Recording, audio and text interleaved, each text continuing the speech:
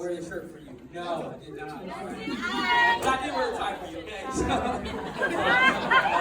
I'm going to start this off just by be honored, right?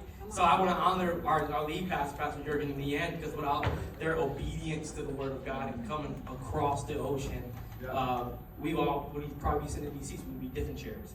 I'm sure God has a purpose for us all.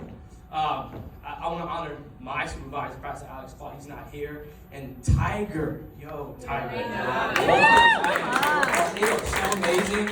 They are literally like 100% encouraging. Even when I mess up, I'm like, bro, like, at least smack me in the back of my head or something. Come on now. But they're so amazing. They're great leaders. So let me pray real quick. Heavenly Father, I just thank you for your word. And whatever said through this microphone is not me, it is you, Father. God. And that whatever touches the heart, Father, let it just be open and let it be received. In your mighty name, pray, amen. Amen. Awesome. So like, I noticed something. Like today was like a communion day, right? Like I don't know, like if the development team had like some like plan, they just want to get us all set free today or whatnot. But I'm going on communion today. Come on. And then, Mike had like a great title, so I had to like title mine like before I wanted to do it. And I was like, all right, so I'm gonna title it Through Time. Through Time. So when I came here November 4th of 2018, I walked in the house. That's the first Sunday of the month. So I walked into communion. Someone gave me one of these grape juice things. I didn't even know what it was. I was just like, bro, what is this? And like this white thing on top, which had the most difficult time opening it. I was like, everyone was like opening it up. I'm just like, I'll just eat the wrapper, whatever, I like whatever it's supposed to do is going to work through me. So God, you're good. But truth be told, that didn't happen. Everyone had this grape juice. It was a guy with a microphone on stage talking, like convincing everyone through with biblical principles on communion. I really didn't know what that was, what it meant. And then I'm standing here today giving the communion message, which I thought was never possible. And I'm looking, and I'm like, God, last night, this whole week I was thinking about it, but last night, like around like 1 until this morning, is when I really started like typing away. Like, all right, let's just do this. And it's just going through it. And I'm doing these, and I did communion. I kept doing communion like through like coming to Awaken Church, but it's never really felt the same until it's like one Sunday, and it was Samuel Fine that gave the message.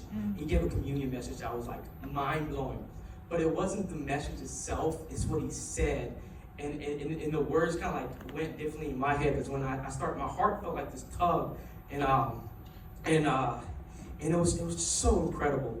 Because I had that moment, I stopped and I was like. And I envisioned Jesus, right?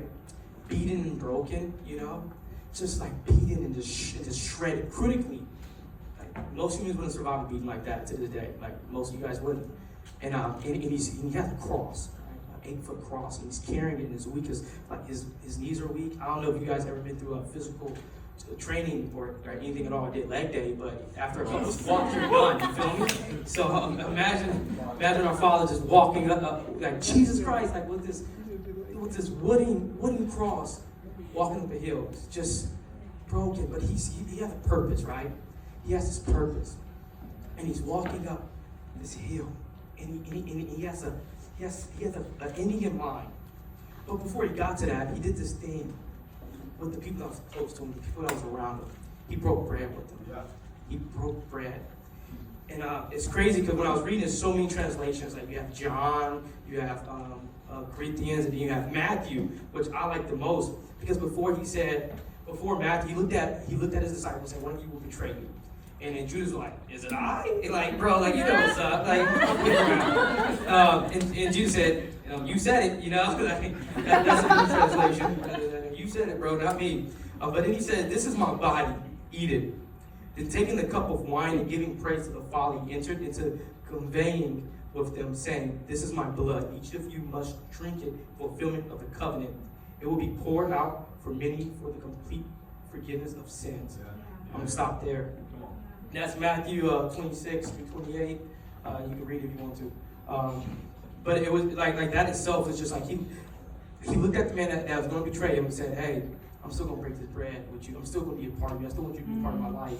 And it was just so amazing. It was just like, bro, how can you look at the man that's going to betray you and still say, I want you to be part of my life. I still want you to be part of the body of Christ. I still want you to be washed by the blood of Jesus. Do you know the significance of the blood of Jesus? Like what it has, what it carries? It's like unbelievable.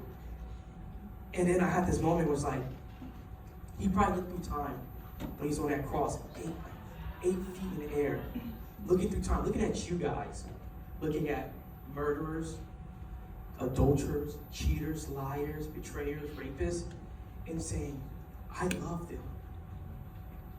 And then I was like, why? And then I was like, well, he loves us. But it's not just he loves us. And the answer that rose to me is that the answer was love, but the reason was you. You know? And he wanted that connection with you. He wanted to break down those walls and tear down the veil and say, I want them to die for their sins so we can create family together. Same thing he did for Jesus. Heavenly Father, I just thank you for this moment where I could just receive your presence and your love and know that you look through time and forgive us all for our sins. Thank you, Heavenly Jesus. Thank you, Father, for this moment. Amen. Yeah.